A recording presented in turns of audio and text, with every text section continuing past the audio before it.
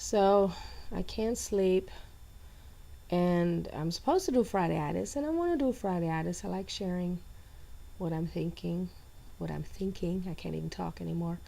But just the thought of sitting in front of the computer right now and typing, I'm sitting in front of the computer right now, but typing and looking at a screen, and it just kills me. And I don't feel good this week anyway, as I'm sure you can hear. I have some funky cold, flu, bronchitis crap going on, but this has been kind of a rough week anyway.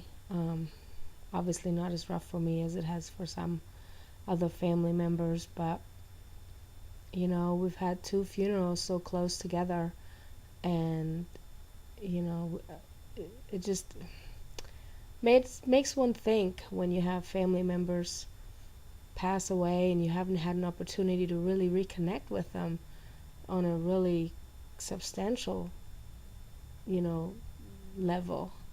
So I don't know. It kind of made me think about, how I met Richard's family. The very first time.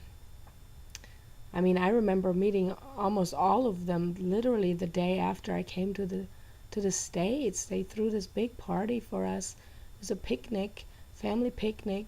I felt like there was 400 people there. I know it wasn't that many, but it felt like it, because they all were curious about the girl that Richard imported from Germany, and I was hugely pregnant because we got married over there, so they didn't have the luxury of being part of all that. So they threw us a bridal shower and a baby shower all at the same time at this picnic, and I got to meet everyone, and I was a bit overwhelmed. And um, I remember Aunt Anne, which is the lady that was for whom the funeral was this week, and I remember Aunt Anne actually is the one who kind of pulled me aside. I think she realized that I was extremely overwhelmed by all of these people just kind of all coming in at me, and everybody was very nice, but it was just so many people, and I was just so jet lagged, and I just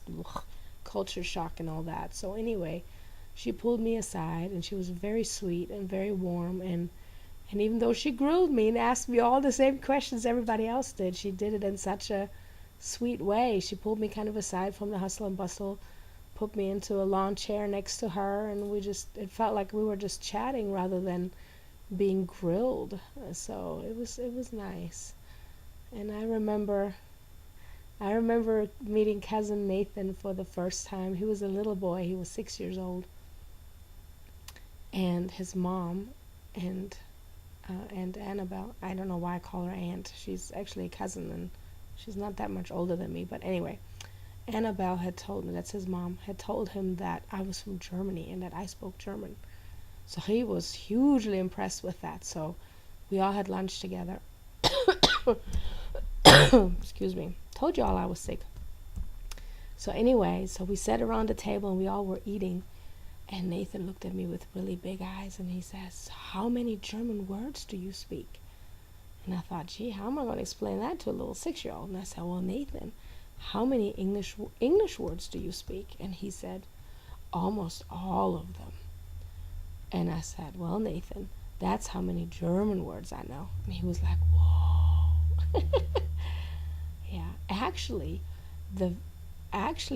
come to think of it, I said I met almost everybody during that family picnic the day after I came from Germany, but there's actually two extended family members that I met in Germany. They were on a tour through Europe. It's cousin Glenn and Becky. They were boyfriend girlfriend at the time. Of course, got married later. I have 3 lovely children. But I remember they rang the doorbell, and I looked out the second story window, and I looked down to see who rang the doorbell, and I saw Becky. And I remember thinking, "Oh my gosh, she is beautiful. I wanna look like her." She had long blonde hair, and she had freckles on her face. I've always thought freckles were just beautiful. And she had these laughing eyes, and she was laughing up at me, and she was just this beautiful creature. It was just amazing. So, anyway, I remember, oh God,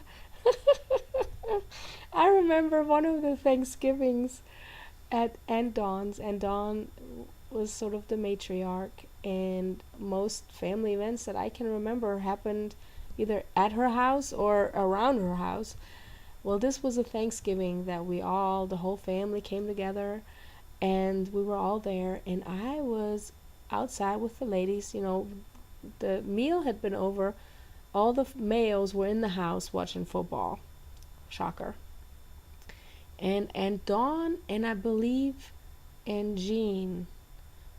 No, it was Aunt Dawn and Aunt Ann were inside doing dishes, and I was outside with the other women and the kids. There's like 900 children always running around, and so I decided, I kind of need to be a little bit more helpful.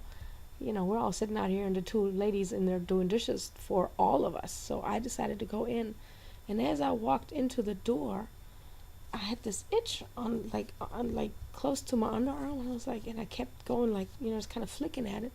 And finally, I decided to kind of look in my shirt, and there was a red wasp in my shirt. So I came all the way into the house, into the living room, and just stood there, and I just yanked the shirt off of me, not even registering that I was between all of the guys and the TV. So I have all the Harrison, Harwell, Rancher, whatever, all of these male family members of all ages staring at me, and all they could really care about was the fact that I was blocking the TV and then we're watching football. And all I remember thinking, after thinking, oh, holy, crap, there's a red wasp in my shirt. After I had torn my shirt off, and I realized that I had just stripped in front of the entire male population of my husband's family.